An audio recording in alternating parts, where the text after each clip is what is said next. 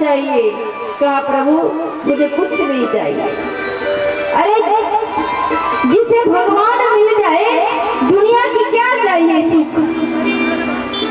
जिसको भगवान ही दर्शन दे दे व्यर्थ वो आंख है जो भगवान के दर्शन के बाद भी कुछ और देखने की इच्छा रखे। व्यर्थ वो हाथ है जो भगवान की चरण सेवा के बाद भी किसी और चीज को स्पर्श करने की इच्छा रखे। व्यर्थ वो मुख है जो भगवान के नाम को लेने के बाद भी, भगवान का गुणगान करने के बाद भी कुछ और बोलने की इच्छा रखे।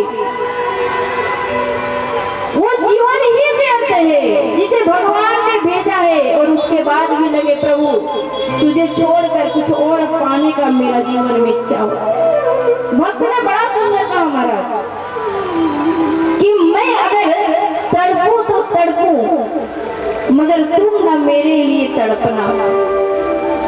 तुम अगर तड़पो तो फिर मशहूर हो जाऊंगा। मैं अगर देखूं तो देखूं लेकिन तू ना मुझे देखना। अगर तुम देखोगे मुझे तो आंखों से दूर हो जाऊंगा मैं अगर चाहूं तो चाहूं तुझे लेकिन तू ना मुझको चाहना। तुमने अगर चाहा मुझे प्रभु तो मगरूर हो जाऊंगा। जीवन में अहंकार ना आ जाए, इसीलिए भगवान ने शरीर के साथ भजन भेजा है। पहला दिन का मुझे कुछ नहीं चाहिए। अरे कुछ मांग ले बेटा। कहा मुझे कुछ नहीं चाहिए। क्या चाहिए बता तो सही। कहा प्रभु कुछ देना चाहते हैं? बोले हाँ, सामने मेरा पिता पड़ा हुआ है, अगर देना ही चाहते हो। देखिए ये भारत और भारतीय संस्कृति का संस्कार को आप दर्शन कीजिए कि जिस पिता ने जीवन भर अपने पुत्र को कष्ट दिया आज वो पुत्र क्या मांग रहा है? दर्शन कीजिए।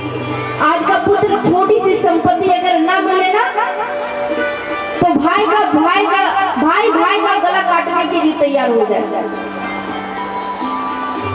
आज भारतीय संस्कृति का दर्शन आप देखिए कि पुत्र को कष्ट मिलने के बाद भी परमात्मा से क्या मांग रहा है?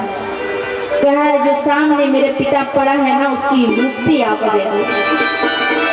भगवान ने कहा भक्त प्रहलाद तू उसका मुक्ति मांग रहा है? अरे जिसके कुल में तुम्हारे जैसा भक्त जन्म ले ले तो उसकी 7 पीढ़ी आगे और 7 पीढ़ी पीछे कर जाती है, वो तो यूं ही मुक्त हो गया है। भगवान ने प्रहलाद जी को आशीर्वाद दिया है। कहा है कि जाओ पूरा पाताल लोक में तुम्हारा राज हो, उस राज का सुख प्राप्त करो महाराज। प्रहलाद जी भगवान की आदेश को लेकर चल पड़े। सुखदेव जी महाराज कहते राजन यही तो परमात्मा है।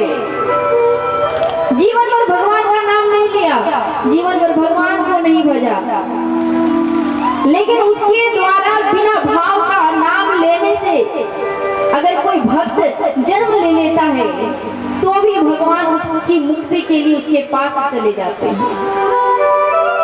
परमात्मा इतना दयानिधान है, परमात्मा इतना पतित पावन है जिनके पास करुणा भरा हुआ है महाराज। ऐसे हमारे परम पिता परमेश्वर है। सुखदेव जी महाराज ने राजा परीक्षित से कहा है, उन्होंने कहा कि राजन भगवान केवल देवताओं को नहीं तारते, जो देते हैं राक्षस हैं उनको भी बहुत से बेड़ा पार कर देते हैं। राजा परीक्षित ने कहा तो गुरुदेव जिन्होंने इतनी रूप धारण करके धरती धरा पर प्रकट होकर आए हैं उनकी कुछ कैसे आए, क्यों आए, आप कुछ तो वर्णन कीजिए। श्री सुखदेव जी महाराज ने बड़ा सुंदर कहा कि भगवान अनेकों अनेक रूप धारण करके अनेकों अनेक भक्तों को उद्धार करते हुए आगे बढ़े हैं। गजेंद्र मोक्ष किया है, 52 रूप धारण करके धरती धरा पर आए हैं। राजा बलि को आज वरदान दिया है। अनेकों अनेक अवतार धारण करके